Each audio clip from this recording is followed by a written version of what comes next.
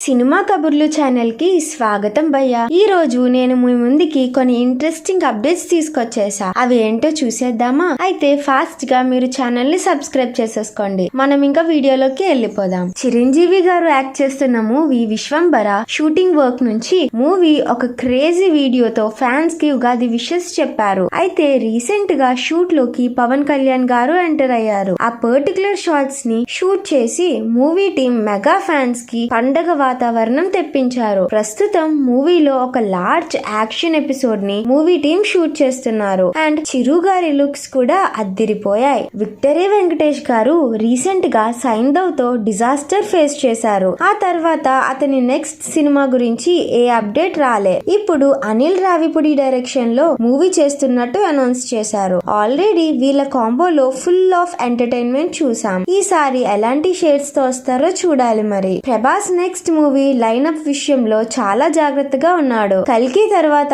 రాజాసాబ్, దాని తర్వాత స్పిరిట్, వీటి తర్వాత నెక్స్ట్ ఎవరు అనేది ఇంకా తెలియలేదు. అయితే ఇప్పుడు రీసెంట్ గా సోషల్ మీడియాలో స్టార్ డైరెక్టర్ హను రాఘవపూడితో మూవీ ఓకే చేసినట్టు స్ట్రాంగ్ బజ్ వినిపిస్తుంది. అండ్ ఆ మూవీ కూడా పీరియాడికల్ యాక్షన్ డ్రామాగా సెట్స్ ఎక్కబోతుందంట. ఇంకా సందీప్ రెడ్డి వంగ అయితే స్పిరిట్ స్క్రిప్ట్ రైటింగ్ విషయంలో రోజు రోజుకి సోషల్ మీడియాలో హైప్ పెంచుకుంటూ వెళ్తున్నాడు. కల్కి కూడా రిలీజ్ కి రెడీ అయిపోతుంది. ఇంకా రాబోయే రోజులు ప్రభాస్ ఫ్యాన్స్ కి ఫుల్ కిక్ ఇవ్వబోతున్నాయనడంలో సందేహమే లేదు. గుంటూరు కారం రిలీజ్ రోజు నుంచి ఇప్పుడు వరకు మూవీలో యాక్ట్ చేసిన ఏ యాక్టర్ కూడా మూవీ నెగిటివ్ షేడ్ గురించి మాట్లాడలేదు. అయితే జగపతి బాబు గారు రీసెంట్ గా తనకి సినిమా నచ్చలేదు అని చెప్పారు. షూటింగ్ లో స్పెండ్ చేసిన టైం తనకి చాలా మెమరీస్ ఇచ్చింది అని, మహేష్ బాబు గారితో యాక్ట్ చేయడం ఒక స్పెషాలిటీ అని, కానీ ఈసారి ఆ ఫైర్ మిస్ ఫైర్ అయిపోయింది అని చెప్పారు. ఆ మూవీలో ఆయన క్యారెక్టర్ కి కూడా పెద్ద ఇంపార్టెన్స్ ఇచ్చినట్టు కనిపించలేదు అని, దానికి చాలా డిసప్పాయింట్ అయ్యారు అని కూడా చెప్పారు.